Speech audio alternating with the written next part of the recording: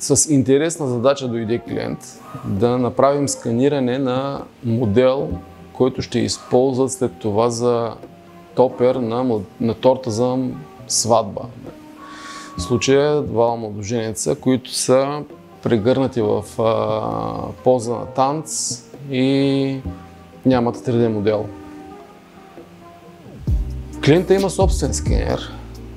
Сподели с нас, че са пробвали няколко пъти да сканират. Това, което излиза като резултат, е отчаиващ за тях и са решили да използват професионална услуга. Като са чули за нас и за скенерите, които продаваме. И дойдоха, пожелаха да сканираме, пожелаха да се виждат очите, веждите, устата, носа и всички детайлности на модела. Това е лесна задача. Скенерите, с които сканираме обикновено, са скенери предназначени за метрология, за инспекция и контрол в промишлеността, в индустрията.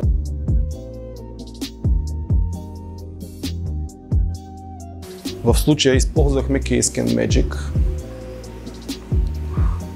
K-Scan Magic е скенер, който сканира от 10 на 10 на 10 кубически милиметра лъскави и черни обекти, без нуждата от пръскане с спрей и може да стигне до сканиране над 6, 8, 10, 12 метра. Сканирали сме цял вагон, сканирали сме катамаран 8 метров с този скенер, поради факта, че има вградена фотограметрична система.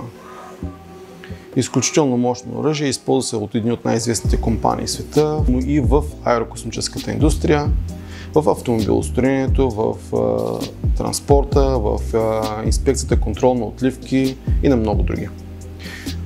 Това буквално беше детска игра, лесна задача за това устройство.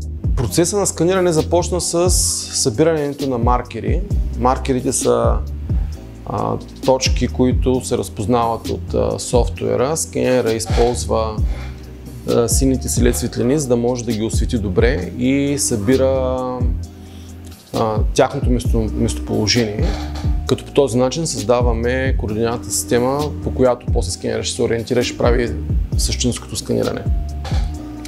След като сканираме маркерите, сме убедени, че са достатъчно като информация, подготвяме програмата, създаваме си равнина за сканиране, създаваме си различни настройки, които да оптимизират процеса и започва същинското сканиране, след като скенера включи лазерите си и започне да снима с двете камери.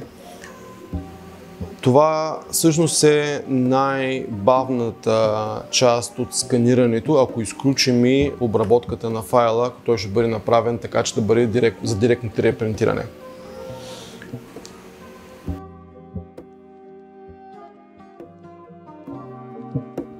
Режимите, в които сканирахме, използвахме 50 микрона резолюция и 20 микрона, които са си гарантирани на скенера като точност. В общи линии едно такова сканиране отнема между час, час и половина и два, в зависимост от детайлността, от обема, с цялата постобработка и изчистване на данните, затваряне на модела така, че той да няма отворени пространства и да бъде приет като черупков от един 3D принтер. Ни отне 2 часа, за да може напълно да бъде затворен, завършен и директно да се 3D принтира след сканирането. Клиента, след като получи файла, беше повече от изумен каква детайлност. Дори не е очаквал по роклята на модела, на женския модел, да има букета с цялата му детайлност, както и розите, както носа и очите се вижда толкова отчетливо и ясно. И преди няколко години си купих първия 3D принтер и едни приятели се чудеха какво да ми подарят за рождения ден и ми подариха един ваучер за материали на Grema 3D. Понеже много пътувам, го бях позабравил по едно време, върнах, един ден намерих го отново, дойдох тук до магазина, взех си материали, пробвах ги и към добре. Добре се представят си всичко точно. И после докато покрай това видях, че имат и възможност за сканиране. Имахме една идея заедно с моя брат за топери за сватбени торти. Оказа се, че няма толкова голямо разнообразие. Бяхме пробвали няколко различни модела в интернет, платени, безплатни, всякакви общо взето възможни формации.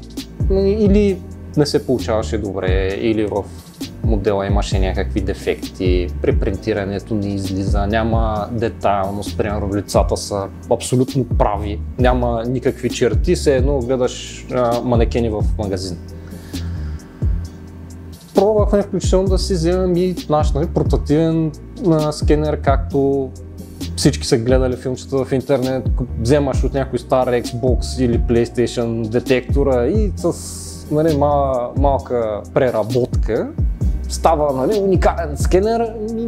Не става уникален скенер, поне моя опит е такъв. И търсихме всякакви други възможности, почнахме да търсим къде може някой наистина детайлно да сканира съответната фигура, за да ни реши нашия проблем, защото идват младоженците и почват да гледат абсолютно всеки един детайл, защото нормално в специалния ден искат всичко да е чудесно. Включително и да има възможност за модификация на самата фигура. Цветовете на косите на булката и младоженеца да отговарят на реалните. Не искат да видят това, искат да си го вземат със себе си и да им остане спомен от този ден. И съответно дойдохме при Grema 3D, хората бяха изключително отзивчиви. Цялото сканиране наистина продължи.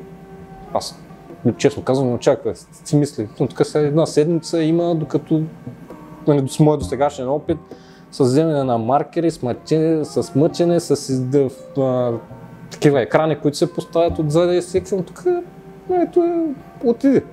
Хората казаха час, два, нещо е такова да знаеш, бях само. Добре, правим го. Ето и фигурката, да, ето. Същия ден след обед, мисля, че беше или на другия, не помня. Модела беше крачка назад. Виждаха се, включително при неща, които аз ги бях отписал, дори и за професионален скенер. Към това са малки детайли, които после на ръка ще трябва да се добавят. Миглите и веждите дори се виждаха на модела, както е от самата оригинална отливка. Виждаше се окрасата на булката с всички детайли вътре, листенцата на розите в букета на самата булка, къде е надиплено. Дори кадриците в част от косата, виждаше се на младоженеца бутоньер, мисля, че се наричаше. Дори тях се видяха на самия модел и беше само добре, това е скенер, ето това върши работа, това е с детайлна способност, защото пак казвам, ние имахме този проблем и нямаше къде да го решим. Не може, никой не се наема да създаде такъв модел. Или ако се наема е безумно скъпо, защото това е творчески труд.